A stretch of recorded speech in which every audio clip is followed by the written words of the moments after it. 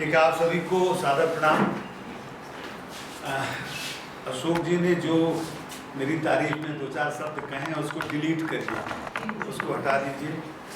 मैं एक अध्यापक रहा हूँ और अध्यापक से ज़्यादा एक विद्यार्थी, कम से कम इस समय एक विद्यार्थी भी हूँ। और हम लोग के हम साहित्य का विद्यार्थी हूँ तो हमारे यहाँ कहा जाता है कि मानव होना भाग्य है, कवि होना सौभाग्य है। कवि कहते हैं, कवि लोग ऐसा कहते हैं कि कवि होना सौभाग्य है, लेकिन मैं इसको कहता हूँ कि टीचर होना परम सौभाग्य है। क्या आप टीचर हुए हैं, यह सोचिए कि ईश्वर की बड़ी कृपा आपके ऊपर है या पूर्व जन्मों का कोई कृत पुण्य है, इस वजह से आप टीचर हुए हैं और वो भी बच्चों के टीचर हुए हैं। सामान्य काम आप नहीं कर रहे हैं, केवल एक फैक्ट्री के कर्मचारी आप नहीं हैं, देश के आने वाली मनुष्यता की नींव आप रख रहे हैं। ये बड़ी बात है। मैं भारत देश की बात नहीं कर रहा हूँ, मनुष्यता की नींव। और आज के दौर में, ऐसे समय में जबकि सबसे बड़ा खतरा मनुष्यता पर ही आ गया है, हम सब कुछ पा जाना चाहते हैं, हमारे पास सब कुछ है। और जब से ये मोबाइल और अब AI आ गया है तो उसमें संवेदना का कोई अर्थ नहीं रह गया है, प्यार का कोई अर्थ नहीं रह गया है। जहाँ हमें लाभ हो वहाँ से केवल अर्थ रह गया है। तो जब इतना संवेदन शून्य मनुष्य हो जाएगा तो मानवता का संकट है। इसलिए छोटे बच्चों को जब आप पढ़ा रही हैं तो आप मानवता को बचाने का काम कर रही हैं। 2-4 बच्चों के भीतर भी वह मनुष्यता का बीज अगर आप संरक्षित रह सकें। बड़ी तेजी के साथ दुनिया बदली है। आप लोग तो शायद उतना नहीं देखे हैं।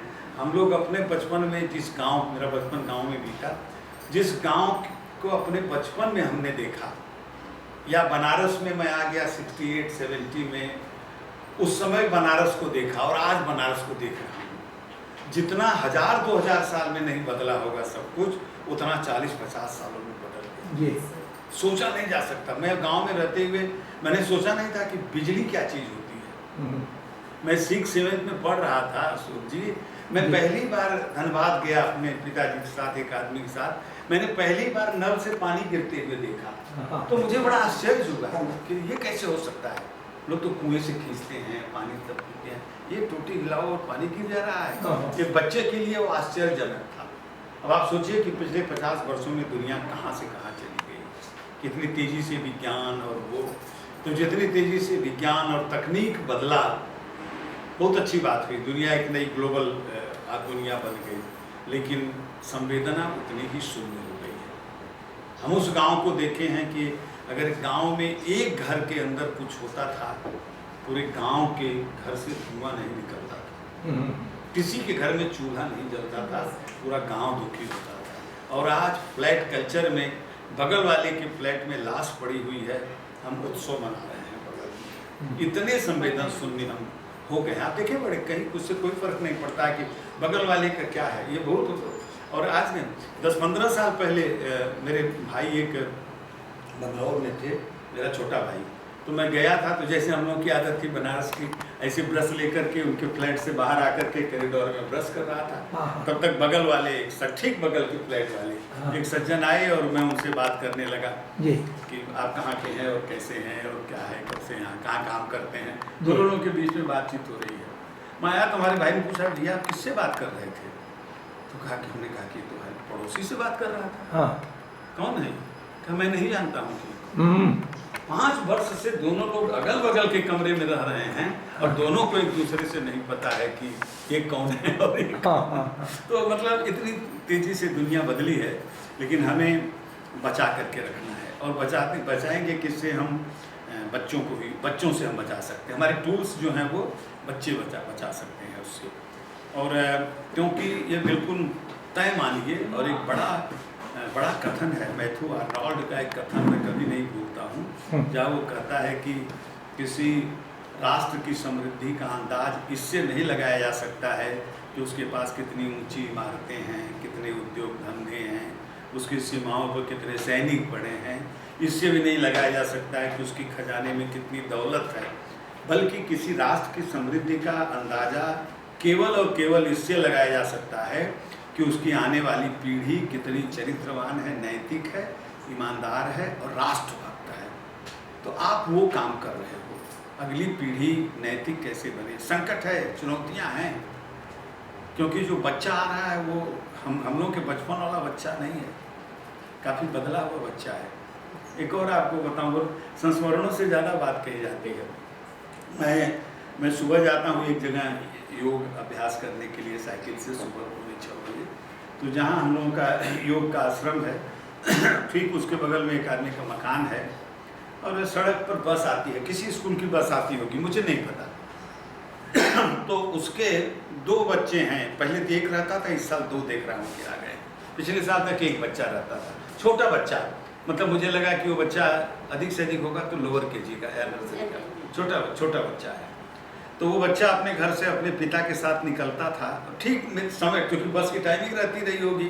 तो मैं जब साइकिल से घुसता हूँ वहाँ, तो वो निकलते हैं, झोला बच्चे का उनके कंधे पर है, और बच्चा ठीक पीछे है, और बच्चे के हाथ में मोबाइल है। बच्चा कुछ देखता हुआ, जो भी देख रहा होगा, देखते हुए अपने घर से बस तक दूरी कितनी है, यहाँ से आपके इसी गेट तक, उतनी देर में वो बच्चा कुछ नहीं देख रहा है सामने क्या है, बच्चा एकदम मशीन चालित पैर से चलता हुआ मोबाइल से देखता हुआ आ रहा है, और वहीं खड़े हैं, वो बस का इंतजार कर रहे हैं, बच्चा अपना मोबाइल देख रहा है।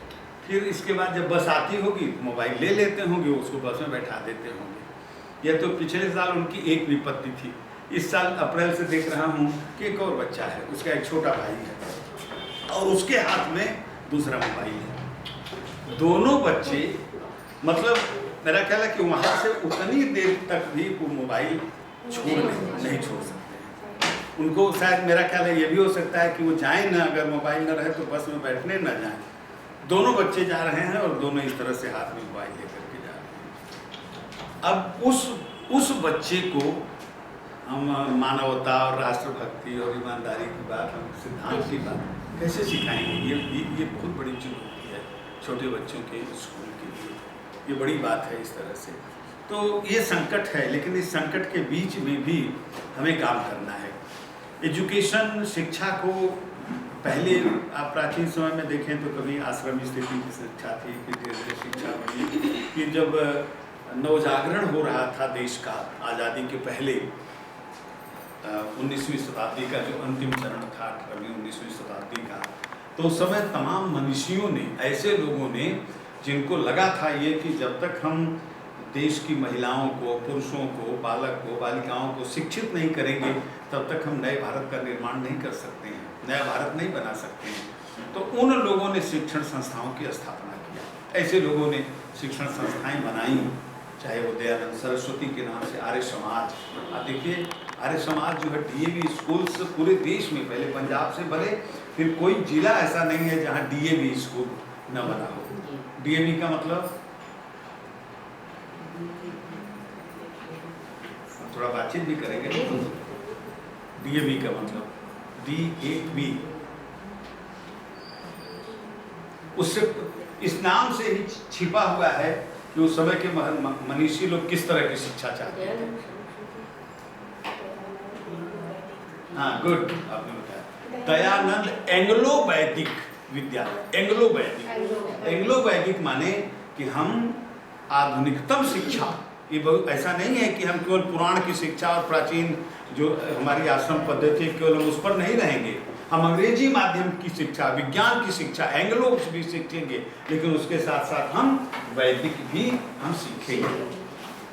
विवेकानंद का एक महत्वपूर्ण कथन, 2-3 हमें कुछ कथन अगर याद आएंगे तो भी आपको बताऊंगा, जिसमें वो लिखते हैं कि हमें एक ऐसी शिक्षण प्रणाली विकसित करनी पड़ेगी जहाँ विद्यार्थी इस महान राष्ट्र की महान सांस्कृतिक अस्मिता को आत्मसात कर सके। एक ऐसी शिक्षा प्रणाली जिसमें आध्यात्मिकता और आदिभौतिकता दोनों का समन्वय, संतुलन, सामंजस्य हो। जब तक ऐसी शिक्षा विकसित नहीं होगी तब तक हम नए भारत का निर्माण नहीं कर सकते हैं।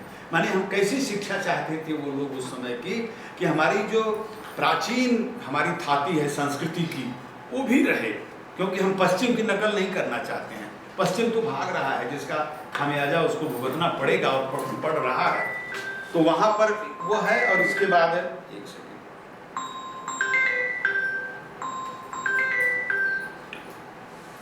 हाँ जी प्रकाश जी, हाँ जी बताएं।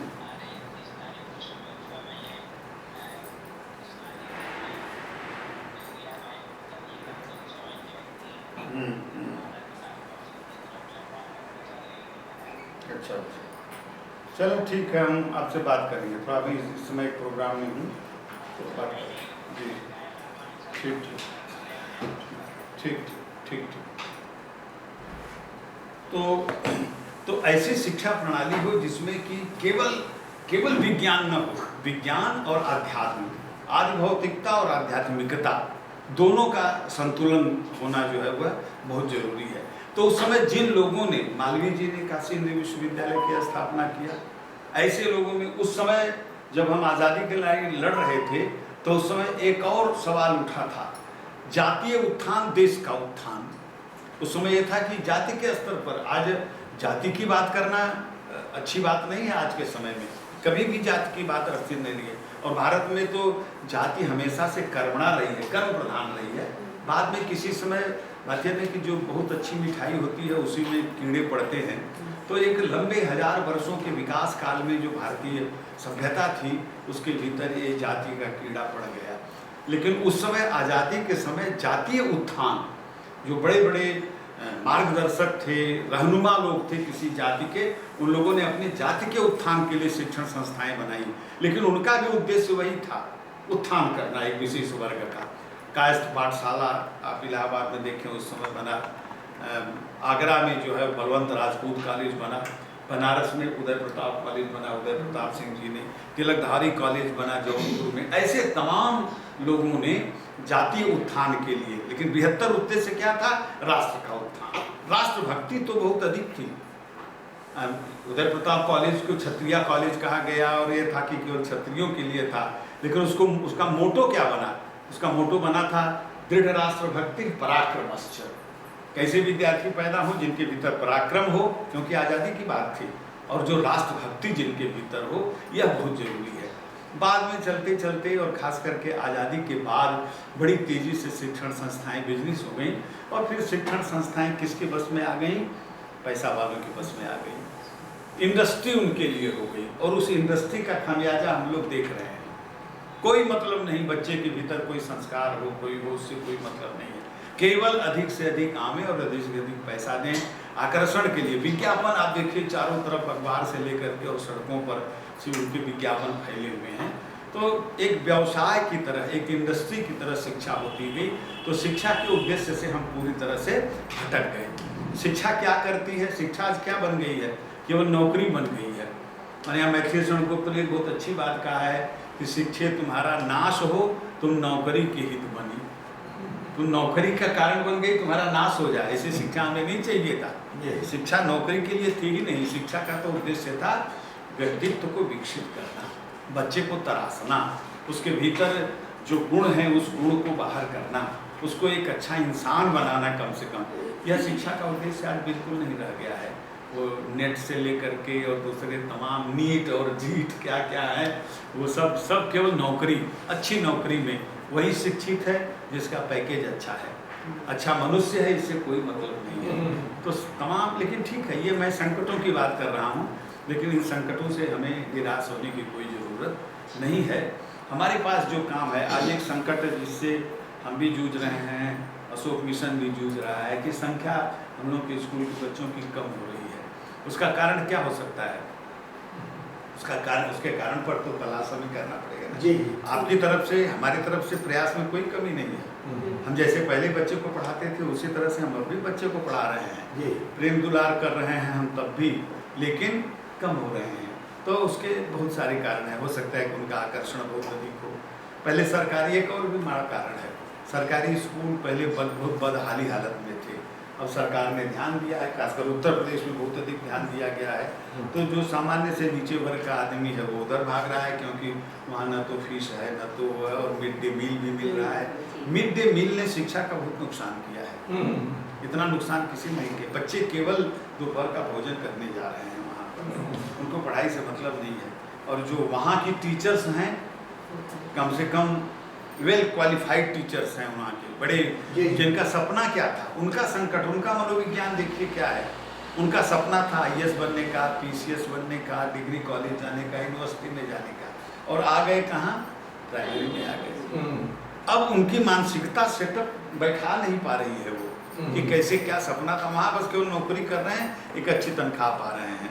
तो चाहे वहाँ जितनी भी सुविधा मिल जाए, वो बच्चों के साथ वो जुड़ाव उनका कतई नहीं हो सकता है, ये आप मान लीजिए। तो जो मैं कह रहा हूँ कि निराश होने की ज़रूरत नहीं है।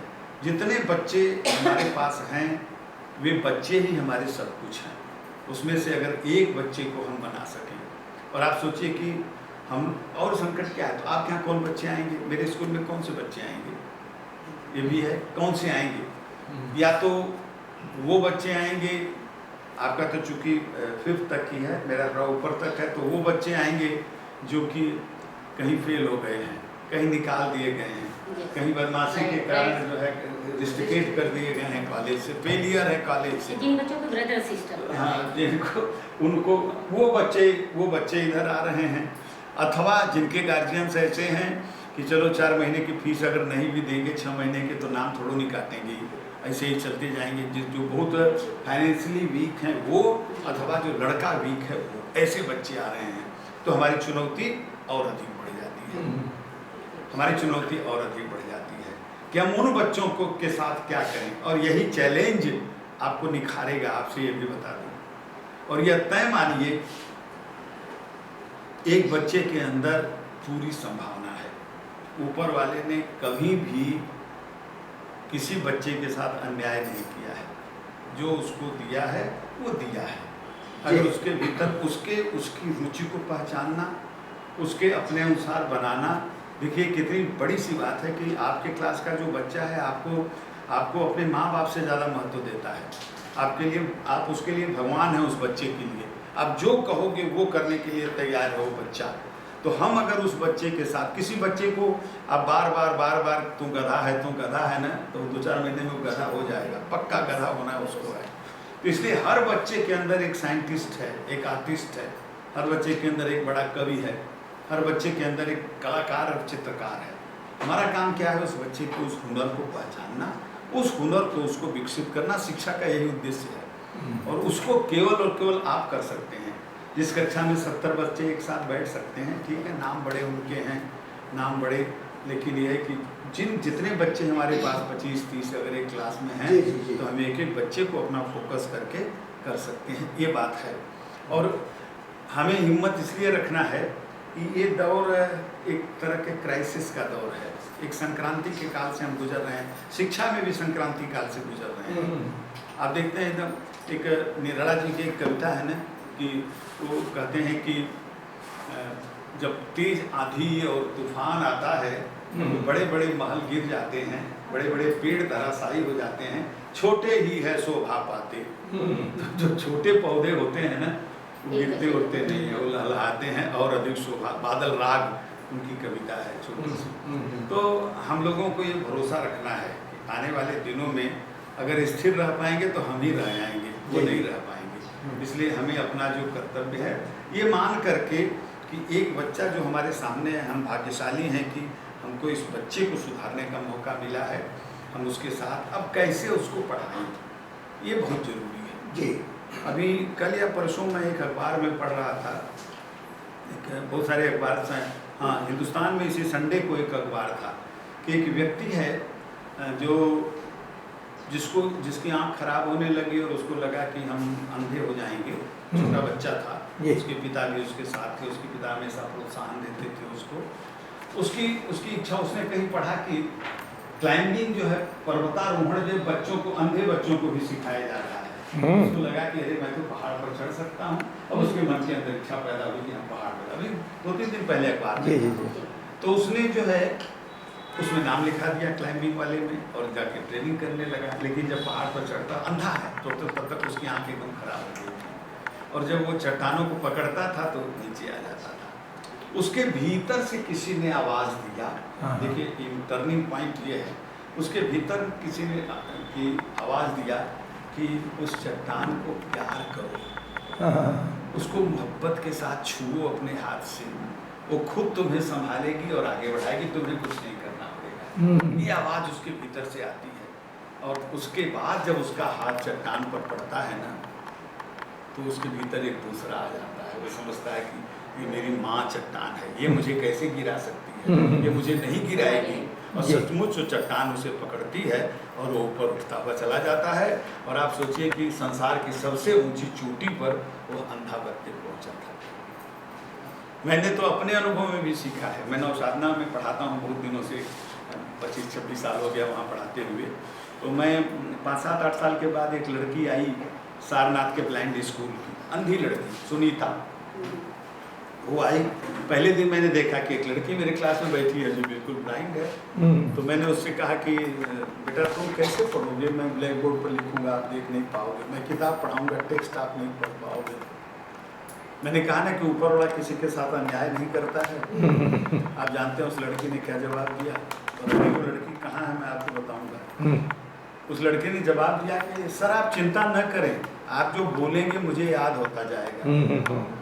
ये चीज सबके भीतर नहीं है, ये चीज उसके भीतर ऊपर वाले ने दिया कि उसका टीचर जो बोलेगा वो उसको याद होता जाएगा। ये हुनर उसके पास दे दिया। और आज वो लड़की दिल्ली में है। अच्छा दुर्भाग्य देखिए, उसने शादी भी किया और लड़का भी अंधा है।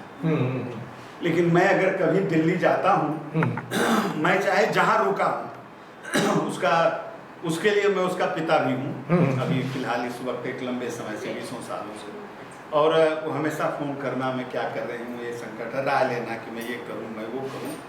मैं पहली बार जब गया JNU में एक PhD के वाइवा में, मैं वहाँ गेस्ट हाउस में रुका था। तो मैंने ऐसे फ़ोन, बड़ी नाराज़ होती है कि मैं जाऊँ और उसको न खबर करूँ। तो मैंने फ़ोन कर दिया था कि मैं इस दिन आ रहा हूँ, मैं JNU में रुकूँगा। आप आश्चर्य करिएगा कि मैं गेस्ट हाउस में वहीं बैठ करके कमर सीधा नहीं कर रहा हूँ, तब तक ये दोनों खट आते हुए और कमरे का दरवाज़ा खटखटा रहा हूँ, देख रहा हूँ कि ये दोनों खड़े। दिल्ली जैसे महानगर में मैं कहाँ हूँ, वो कहाँ है, उनके पास अपना कोई साधन नहीं है, पब्लिक ट्रांसपोर्ट से आते हुए, और वो लड़की वहाँ पहुँच गई। अभी 1 हफ्ता पहले उसने लड़ाई लड़ी अपनी गवर्नमेंट कॉलेज के लिए, टीचिंग की जॉब, म्यूजिक से किया है उसने, गायन में। तो उसका था, तो उसमें जब रिजल्ट उसका निकला तो सब कुछ कि ये टोटली ब्लाइंड है, इसलिए उसको नहीं सेलेक्ट किया। उसकी हिम्मत देखिए, कोर्ट में मुकदमा किया और मुकदमा अभी 10 दिन पहले उसने जीता है। और अभी 4 दिन पहले वो राजस्थान में जाकर के उसने गवर्नमेंट कॉलेज में ज्वाइन किया। परसों फ़ोन किया कि सर मैंने ज्वाइन कर लिया है इस स्कूल में और आपको आना है। अरे हमने कहा मैं राजस्थान कैसे पहुंचूंगा? कुछ नहीं, आप चित्तौड़ आ जाइए, वहाँ से 3-4 घंटे बस का रास्ता है और मेरे स्कूल में आप आ जाइएगा, मैं तो वहाँ रहूँगी। अब उससे अगर कभी आपकी बातचीत सुनाऊँ ना, तो आपको आश्चर्य होगा कि फोन की आवाज़ सुन करके आश्चर्य होगा, नमस्कार, आश्चर्य होगा कि ये वो लड़की बोल रही है जो ब्लाइंड है। इतना कॉन्फिडेंस उसके भीतर कैसा है? इसलिए जिस बच्चे को हम कमज़ोर समझ रहे हैं, जिस बच्चे को हम औरों से थोड़ा कमतर आंक रहे हैं, ये मत समझिए कि वो बच्चा कमतर है। इस पॉइंट को आप गांठ बांध करके रख लीजिए। उस बच्चे के अंदर कुछ ऐसा छिपा हुआ है, शायद हमें नहीं पता है, उसके माँ बाप को भी नहीं पता है उस बच्चे के उस छिपे हुए हुनर को। तो एक करना होगा। दूसरा, बहुत सारी बातें बोलने की नहीं होती हैं। एक टीचर के रूप में हम अपने लिए क्या कर सकते हैं, ये भी ध्यान देना जरूरी है। हम ईमानदार नहीं रह गए हैं, आप ये पक्का समझिए। जब हम कह रहे हैं तो हम पूरे टीचर वर्ग को कह रहे हैं। हम ईमानदार नहीं रह गए, हम तो नौकरी पेशा हो गए हैं। चाहे हम बड़ी सरकारी संस्थानों में हम 1.5-2 लाख कमा रहे हैं, चाहे छोटे संस्थान में हम 10-20 हज़ार कमा रहे हैं, लेकिन हमारी दृष्टि केवल वहीं तक रह गई है। तो हम अपने व्यक्तित्व को कैसे, अपने को हम कैसे करें, ये बहुत ज़रूरी है। और इसके लिए हमको क्या करना होगा? हम बहुत ज़्यादा, जैसे अभी यहाँ देखिए हिंदी संस्थान यहाँ है, उत्तर प्रदेश हिंदी संस्थान पुलिस लाइन के पास, वहाँ उत्तर प्रदेश के कुछ जनपदों के टीचर्स आते हैं, हिंदी वाले टीचर जो हिंदी पढ़ाते हैं, उन टीचर से मैं बातचीत करता हूँ और मैं उनसे पूछूँ, वो हिंदी वाले टीचर हैं जिन्होंने हिंदी में MA किया है, जो हाई स्कूल और इंटर और जूनियर हाई स्कूल तक हिंदी पढ़ा रहे हैं विद्यार्थियों को, उनसे मैं बातचीत करता हूँ और उनसे मैं पूछता हूँ कि अच्छा ये बताइए, हिंदी की 5 पत्रिकाओं के नाम बताइए जो इस समय निकल रही हैं। आपको आश्चर्य होगा, कोई नहीं। पढ़ना सब, निष्कर्ष क्या है? पढ़ना सबने कम किया है, लेकिन सबसे अधिक किसी ने कम किया है तो अध्यापकों ने कम किया है। पढ़ना बंद हो गया है हम लोगों का। और जब तक हम पढ़ेंगे नहीं, हम जब तक हम पढ़ें, आप सोचते हो कि जैसे आप पढ़ा रहे हैं क्लास 2-3 को, तो आप सोचते हो कि इसमें हमको पढ़ना क्या है, सर कर रहे हैं पढ़ने के लिए, हम इसको पढ़ के आएंगे तब बच्चे को पढ़ाएंगे। नहीं, जिस दिन आप कुछ नया एक सीख करके आएंगे उस दिन देखिएगा आपके पढ़ाने में चमक पैदा हो जाएगी। कुछ एक चीज नया, क्या बात, कोई 2 कहानी पढ़ करके आप आइए, कोई एक नॉवेल 1 महीने में पढ़ करके आइए, कुछ भी किसी तरह का कुछ संस्मरण भरा हुआ है, भरी हुई है दुनिया किताबों की, लेकिन हम उन किताबों की दुनिया से बहुत दूर हो गए हैं। भवानी प्रसाद मिश्र की बीच बीच में एक कविता जरा डाल देना। भवानी प्रसाद मिश्र की एक कविता है। भवानी प्रसाद मिश्र बहुत बड़े कवि हुए और संजोग मैं भाग्यशाली हूँ कि उनका बहुत प्रेम मुझे मिला है, भवानी भाई का। बहुत बड़े कवि थे वो। तो उनकी एक लाइन बहुत मशहूर है, वो कहते हैं कुछ लिख के सो, सो माने सोना, कुछ लिख के सो कुछ पढ़ के सो, कुछ लिख के सो कुछ पढ़ के सो, तू जिस जगह जागा सवेरे उस जगह से बढ़ के सो। ये भी कोई जिंदगी है, जहाँ उठे थे वहीं सो गए, कुछ लिख के सो कुछ पढ़ के सो, तू जिस जगह। जब आप कुछ पढ़ के सोएंगे ना, दूसरे दिन उठेंगे तो आपको लगेगा कि हमारे भीतर कुछ प्लस हुआ है। पत्रिकाएं हैं तमाम, अभी भी बहुत सारी पत्रिकाएं बंद हो गई। आप देखिए सारिका बंद हो गई, हिंदुस्तान बंद हो गई, धर्मयुग पत्रिका बंद हो गई, कितनी अच्छी अच्छी पत्रिकाएं, कादम्बनी आती थी, बंद हो गई। लेकिन अभी भी बहुत कुछ है बदलते हुए। इस मोबाइल ने बहुत कुछ को नष्ट किया है। तो पढ़ना इसी ने बंद किया है ज़्यादा, क्योंकि हमें क्या ज़रूरत है। बच्चा सोचता है कि गुरुजी और मैडम मुझे पढ़ा रहे हैं ब्लैक बोर्ड पर, ये सब तो घर वक्त मोबाइल में पढ़ा हुआ है, वहीं से जाके नहीं सीख लेंगे। लेकिन जो आप बता सकती हैं, आप सिखा सकती हैं। इसीलिए आप खास करके जैसे आपके छुट्टियों का समय है, मैं अपने भी यहाँ कहता हूँ, इस छुट्टी में एक चीज़ को चुन लीजिए कि हम एक नई चीज़ सीखेंगे जो अब तक हम नहीं सीखे। क्या बात है, एक नई चीज़ सीखिए। मैं 1 साल से सीख रहा हूँ इस उम्र में, और मैं संस्कृत पढ़ रहा हूँ। क्या बात, मैंने बीए तक संस्कृत पढ़ा है, मैंने बीए तक संस्कृत पढ़ा है, लेकिन फिर छूट गया तो छूट गया। मैं ऑनलाइन एक दिन अल्टरनेट, जैसे कल क्लास था तो आज नहीं था तो कल होगा, 7 से 8:30 तक ऑनलाइन क्लास होता है पूरा। हम बात करके, गुरुजी परेशान है मेरे, परेशान इसलिए है कि मुझे अब रूप याद नहीं होता है करने का। रूप बहुत मुश्किल है, भूल जाता है याद करने के बाद। नियम संस्कृत के, संधियाँ संस्कृत के याद नहीं होता है। तो मैंने एक दिन सरेंडर किया, मैंने कहा गुरुजी अब मेरी बात मैं, अच्छा उसका एक सबसे बड़ा दोष क्या है, उसका कारण क्या है न याद होने का।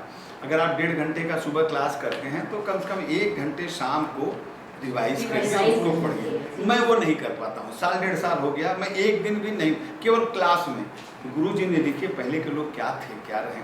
गुरुजी ने कहा कि नहीं डॉक्टर साहब आप कुछ मत करिए, केवल क्लास में उपस्थित रहिए, एक सत्संग मान करके आप क्लास में उपस्थित रहिए। तो वो अपना उनका 1.5, और वो आदमी 5-7 लोग हम लोग बाहर के हैं, वहाँ भी रहते हैं उनके स्टूडेंट, और कुछ लोग हैदराबाद के हैं, ऑनलाइन जुड़े हुए हैं। और ऐसे लोग जो अध्यापक नहीं रहे हैं, ऐसे लोग जिनका संस्कृत से वो लोग संस्कृत सीख रहे हैं, अधिकारी रहे हैं, कई एक कर्नल हैं हैदराबाद के, वो भी हैं, वो सीख रहे हैं। और वो लोग हमसे बहुत तेज हो गए हैं, लेकिन हमको, हमारी भी जिद है कि ना हम सीखेंगे, हम उसको पढ़ेंगे। उनका भी कहना है कि नहीं आप रहिए, साथ साथ में रहिए। तो इसीलिए एक अध्यापक के रूप में आप ये तय करिए कि 1 महीने के अंदर हम नया क्या सीखें। 1 महीने के अंदर कोई इंग्लिश स्पीकिंग का कोर्स कर लीजिए, कोई कंप्यूटर का कोर्स कर लीजिए, कोई एक लैंग्वेज आप ये, और सब कुछ है। अब तो मोबाइल ऐसा आ गया है जिसमें सारा गुरु घर पड़ा हुआ है, गूगल गुरु। इसको जो है जैसे एक तमिल, तेलुगु, उड़िया, कन्नड़ एक भाषा चुनिए और उसमें रम जाइए कि हम एक भाषा सीखेंगे। मुश्किल है। आप सोच रहे होंगे कि छुट्टी हो रही है, हम लोग नैनीताल और कहाँ जाना है घूमने के लिए, और गुरुजी कह रहे हैं कि आप तेलुगु और उड़िया सीखिए। तो ये है, चुनौतियाँ हैं, और नहीं कर सकते आप। और क्या सीख सकते हैं, और क्या, साइकिल चलाना सब लोग जानते होंगे तो बाइक चलाना सीख लीजिए। कुछ एक चीज़ हम सीखें जो अब तक हमारे जीवन के, हमारे पर्सनालिटी का जो अंग नहीं रहा है, नहीं कर सकता। हम अच्छी अच्छी गाली नहीं दे सकते हैं तो सीखिए 10-15-20 गाली का प्रैक्टिस करिए एक नई चीज़। एक मतलब मेरे कहने का मतलब है कि कोई एक नई चीज़ अपने उसमें डालिए कि इस साल हमने यह एक नया काम किया। और आप ये समझ लीजिए कि जिस दिन आदमी सीखना बंद कर देगा उसी दिन वो बूढ़ा हो जाएगा। क्या और मैं कतई बूढ़ा नहीं बनूंगा क्योंकि मैं हमेशा सीखने की चाहत रखता हूँ। क्या बात। आप भी अपने अंदर इस बात को रखिए, सीखिए, रोज कुछ सीखिए, किसी के साथ सीखिए। हम कहते हैं और आप कुछ नहीं कर सकते हैं ना, ठीक है, इसमें बहुत झंझट है जो कुछ मैंने बताया। आप जो है दिन भर में एक बार कलम कागज लेके बैठिए और जिस चीज़ को देख रही हैं, जिस भी चीज़ को, अपने पड़ोसी को, सामने वाले को, पेड़ को, पौधे को, फूल को, नदी को, जानवर को, जिसको देख रही हैं उसके बारे में 10 लाइन लिख लीजिए। हमें नहीं करें कि आप कविता लिखिए, चाहे जैसे 10 लाइन उसके बारे में लिखिए और 1 महीने के बाद आप देखेंगी आपके लिखने में कितना सुधार हो गया है। हमारे भीतर सब कुछ है, हमको कैसे मांझते रहना हमेशा है अपने को। हम सबसे बड़ा संकट यही है कि हम मान लेते हैं कि अब तो हम पढ़ लिए हैं, हमको पढ़ने की जरूरत नहीं, अब तो हम सीख लिए हैं, हमको सीखने की जरूरत नहीं है। आदमी के विज्ञान कहता है कि आदमी के मस्तिष्क का 1-2% हम लोग यूज करते हैं, बाकी 80-90% जो है वह किसी मनोवैज्ञानिक से पूछिए तो यही बात कहता है कि वो 2-3% हम लोग यूज करते हैं, बाकी चेतना ये जो खोपड़ा है ना, इसमें बहुत कुछ है, लेकिन हम उसको कैसे करें। अथवा ऐसा कर सकते हैं, जब 1 महीने की छुट्टियों की बात कर रहे हैं, अथवा ऐसा कर सकते हैं कि ये कोशिश ये करिए कि एक काम ऐसा करिए जिसमें पैसे की लालच न हो। किसी को पढ़ाइए निःशुल्क 15 दिन के लिए, किसी गरीब की मदद कर लीजिए, किसी अंधे की मदद कर लीजिए, किसी की कर लीजिए। तो कुछ एक लगे जैसे कि आपको कोई पैसे का चाहे इन्वॉल्वमेंट न रहे, वहाँ जा कर के कुछ ऐसे कर लीजिए। बहुत सारे लोग, बहुत ऐसे लोग हैं जहाँ की मदद की जा सकती है, बहुत मदद की जा सकती है। हम तो एक बार जो जीवन ज्योति है ना सारनाथ, तो बहुत पहले मैं जब MA में पढ़ता था, जॉब में नहीं भी आया था, तो मेरे अंदर कई बार मैं सारनाथ से लौटा तो मुझे लगा कि अंध विद्यालय है। तो उस समय मेरा फादर सिस्टर से इतना परिचय नहीं था, आज तो सब लोग जानने लगे। तो मैं ऐसे ही उस विद्यालय में गया और मैंने उनसे कहा कि मैं इन बच्चों के लिए कुछ करना चाहता हूँ। तो उन्होंने कहा क्या कर सकते हैं आप? छोटी छोटी बच्चियाँ थी, टोटल अंधे हैं, कभी आप जाइए। तो मैंने कहा कि मैं हफ्ते में 1 दिन इनको 1 घंटे कहानी सुना सकता हूँ, और उसके बाद मेरा तय हो गया। अकेले मैं कॉलेज में आ गया था, मैं हर संडे को पहुंचता था वहाँ और 1 घंटे उनको छोटी छोटी कहानियाँ हफ्ते भर तैयार करता था कि कौन कहानी पढ़ूँ, और पत्रिकाएं लेता था कौन कहानी पढ़ूँ, और तमाम तरह की कहानियाँ इकट्ठा करता था और 4-5 कहानी पढ़ करके उनको सिखाता था। और आपको आश्चर्य होगा, बच्चे समय पर, जैसे 10 बजे का समय रहता था छुट्टी के दिन, तो वो लॉन में एक जगह बैठे रहते थे। अंधे लड़के हैं, संस्पर्श शक्ति उनकी कितनी तेज है। मैं गेट पर आकर के, मैं तब साइकिल से ही चलता था, साइकिल में खड़ा करके गेट पर ऐसे धक्का देता था, ये सब एक साथ चिल्लाते थे, कहानी वाले सर आ गए, कहानी वाले सर आ गए। कोई आवाज नहीं है, तो मैं पढ़ाता रहा। एक बार ऐसा हुआ, मैंने छोड़ा क्यों, मैंने एक बार दशहरे का समय था, विजयदशमी का होने वाला था, तो ऐसे पढ़ रहा, तो उसने कहा कि सर आप इस संडे को मत आइएगा। हमने कहा क्यों, क्या हो गया? तो सर हम लोग, सर अभी बात कर रहा हूँ जी सर, तो इस संडे को हम लोग इस संडे को मेला देखने जाएंगे। आई वाज शॉक्ड, मैं भीतर से हिल गया। मैंने कहा कि ये बच्चे कह रहे हैं कि मेला देखने जाएंगे, ये क्या देखेंगे मेला जाकर? इनकी तो आँख नहीं है, ये क्या देखेंगे? मैं 2-3 दिन तक बहुत परेशान रहा, फिर मेरी हिम्मत नहीं पड़ी कि उन बच्चों का सामना कर सकूं। फिर वहाँ की सिस्टर का फ़ोन भी आया, मैसेज आया, मैंने कहा अब नहीं आ सकूँगा। तो ये तो ऐसे बच्चों का प्यार पाइए, ऐसे जिनको हम कमतर समझ रहे हैं उनको करें। कुछ अपने भीतर जोड़ने की ज़रूरत है, और पढ़ाने की टेक्निक के बारे में कुछ भी बताने की ज़रूरत नहीं है। हर व्यक्ति की अपनी टेक्निक होती है। इन्वॉल्वमेंट हमारा कितना है ये इम्पोर्टेंट है। क्या रुचि के साथ हम अपना काम कर रहे हैं। आप लोग उस संस्था में हैं जो कि भगवान बुद्ध के को आदर्श अपना मानती है संस्था। यह संस्था भगवान बुद्ध को आदर्श मानती है, जहाँ कोई आडंबर नहीं है, जहाँ कोई रूढ़ी नहीं है। हम बहुत सारे चीज़ें अपने आडंबर और रूढ़ी और तमाम तरह के आडंबरों से हम जूझे हुए हैं। उससे अलग एक वैज्ञानिक दृष्टि भगवान बुद्ध ने दिया, भगवान बुद्ध देते हैं। और भगवान बुद्ध को अगर हम अपना आदर्श मान रहे हैं तो उससे हम उनका क्या है। कभी कभी मैं कहता हूँ, जैसे अशोक जी से भी पूछूंगा, मैं जैसे कहता हूँ कि भाई लोग कहते हैं कि बोध गया में उनको ज्ञान मिल गया। क्या ज्ञान मिला, क्या मिला, कोई बता सकता है? ज्ञान तो मिला। उन्होंने आकर के अपने पंचवर्गीय भिक्षुओं को पहला उपदेश दिया सारनाथ के भीतर। वो पहला उपदेश दिया, क्या वही ज्ञान मिला? वो जो पहला उपदेश दिया तब तो उसमें कोई नई बात नहीं है। वो त्रिअधिकरणों की बात करते हैं, 4 आर्य सत्य की बात करते हैं, मध्यमा प्रतिपदा की बात करते हैं, अष्टांगिक मार्ग की बात करते हैं। ये बातें तो बहुत पहले से भी कही गई हैं, उसको एक नए ढंग से करते हैं। एक चेतना विकसित हुई बुद्ध की। ज्ञान का मतलब होता है कि कोई काम हम कैसे चेतन दृष्टि से हम करते हैं। चेतन माने जग करके हम कैसे करते हैं। हम सारा काम सो के करते हैं।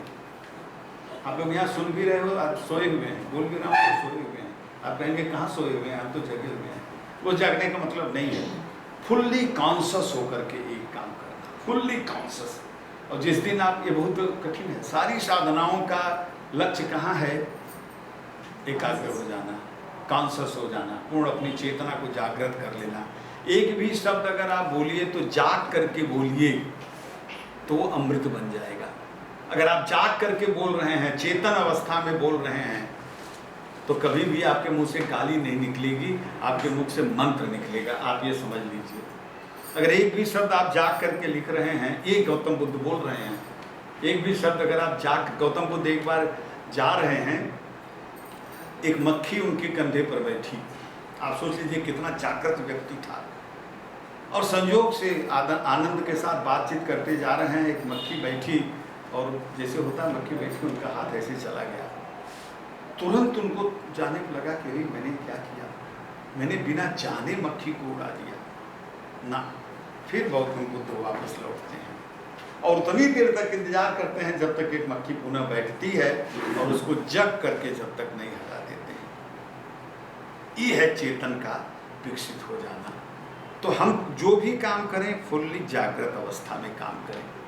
हम जो भी, एक बच्चे को अगर हम पढ़ा रहे हैं, कुछ दे रहे हैं, तो हम अपने भीतर जगे हुए हैं कि हम केवल एक बच्चे को नहीं पढ़ा रहे हैं, जैसे हमने कहा एक मनुष्यता को हम पढ़ा रहे हैं।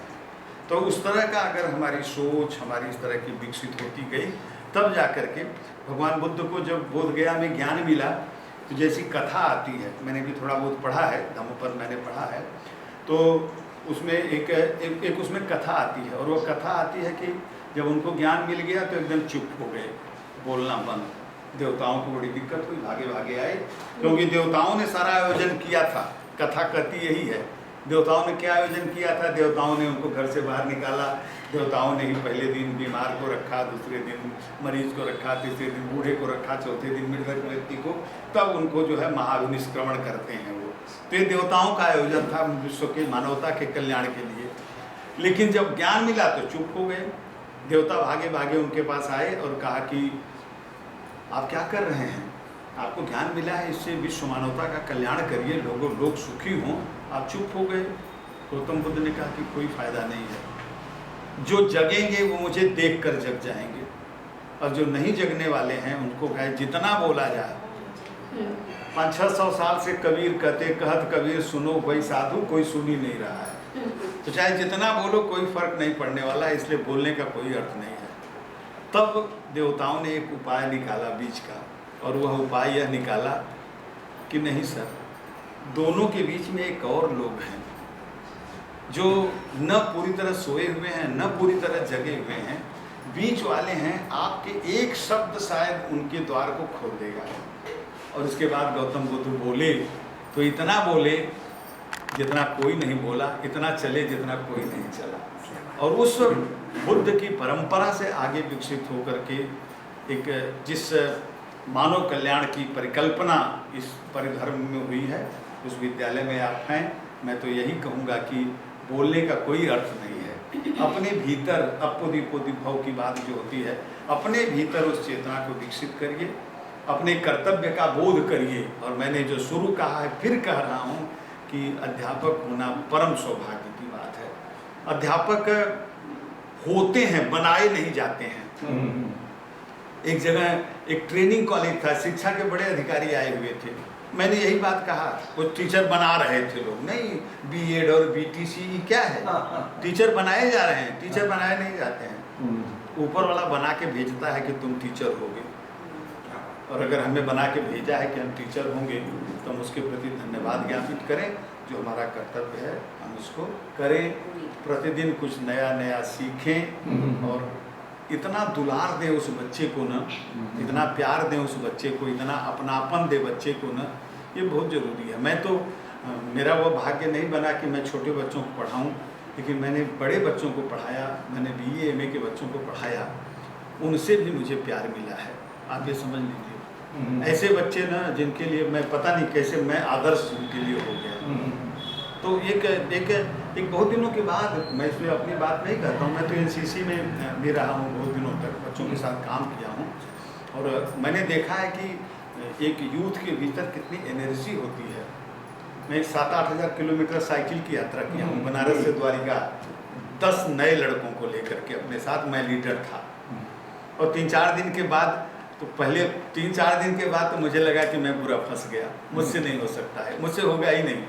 लेकिन फिर भीतर एक शक्ति आती है, एक और मन रहा राम का जो न थका, एक भीतर की ताकत पैदा होगी कि अगर तुम भागोगे तो ये 10 कहाँ जाएंगे। और फिर एक ताकत पैदा होगी, फिर तो सारी दुनिया साइकिल के पैडल के नीचे थी। तो हमारे भीतर वो चीज़ ऊपर वाले ने प्रकृति ने दे रखा है, हम उस चीज़ को जागें, अपने दायित्व को समझें, और कभी ना समझें कि हम छोटा काम कर रहे हैं। मैं तो यह कहूँगा कि छोटे बच्चे को जो पढ़ा रहा है वह इतना प्रणम्य है कि उतना शुभ काम दुनिया का कोई नहीं कर रहा। आप वो काम कर रहे हो, इसलिए बहुत बहुत बधाई, और निरंतर कुछ नया नया सीखिए। और जुलाई में मैं फिर मिलूँगा और आप सबसे पूछूंगा कि आपने कौन कौन कहानी पढ़ी, या कौन, कुछ मत करिए, 1-2-3 कहानी पढ़ लीजिए ना, प्रेमचंद की, धर्मवीर भारती की, रोटी चरण वर्मा की, अमृता, किसी की। तो मैं आपसे मिलकर के ये पूछूंगा कि एक उपन्यास या 3 कहानी, दोनों में से एक पढ़ना है आपको। बहुत बहुत धन्यवाद। प्रेसिडेंट शोभना से अनुरोध करूंगा गुरु जी के प्रति आभार प्रकट करें। शोभना आनंद।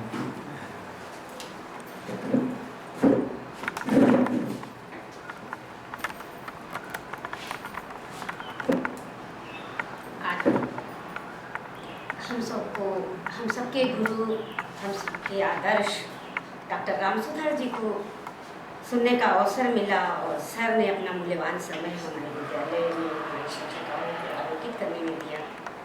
सबसे पहले प्रणाम करती हूँ मैं। सर, आप जो बात बता रहे हैं बहुत सत्य, और एकदम सत्य की कसौटी पर खरा हुआ। सोचिए, मैं कब से ध्यान से सुन रही थी, आप जितनी बातें बता रहे थे एकदम सत्य है, 100% मैं राइट मानती हूँ। अभी थोड़ी देर पहले ही मैंने अपनी टीचर से बात किया था, मैंने कहा देखिए सीखने की कोई उम्र नहीं होती है। कभी व्यक्ति को ये नहीं सोचना चाहिए कि मैं अब बड़ा हो गया, बूढ़ा हो, या मेरे लिए पढ़ना कोई उपयोगी नहीं है, लेकिन हर दिन कुछ न कुछ सीखते रहना चाहिए। और सिर्फ एक नहीं, हर फील्ड में, हर सब्जेक्ट में हमें परफेक्ट बनना चाहिए, कोशिश करनी चाहिए कि हम आज नया कुछ सीखें। और आपने भी आलोकित किया कि कुछ इन छुट्टियों में हम सब कुछ सीखें, और जब नए जुलाई में जब स्कूल में जब बच्चों के साथ जब भी मिले, नई ऊर्जा, नई शक्ति, नई स्टोरी, नई चीज़ों के साथ बच्चों के सामने हम अपने को प्रदर्शित कर सकें। तो हम सब भी यही सोचते रहते हैं सर कि कैसे देश के भविष्य जो हमारे बच्चे हैं उनका कैसे विकास हो, बच्चे कैसे आगे बढ़े, उनको क्या मैं अच्छी बातें दे दूँ कि वो बच्चे सीखें, और उनकी स्कूल के प्रति, टीचर के प्रति इतना लगाव हो जाए कि वो एब्सेंट होना या घर पे रहना उनके लिए लगे कि आज मैं एब्सेंट हो गया, बहुत बड़ा नुकसान हो जाएगा। तो प्रतिदिन स्कूल आएँ और कुछ न कुछ नई चीज़ें सीखें, जानें और आगे बढ़ें। सर बहुत अच्छा लगा, आपने मूल्यवान समय दिया और हम सब खुद महसूस कर रहे हैं कुछ बातें। जी सर, थैंक यू।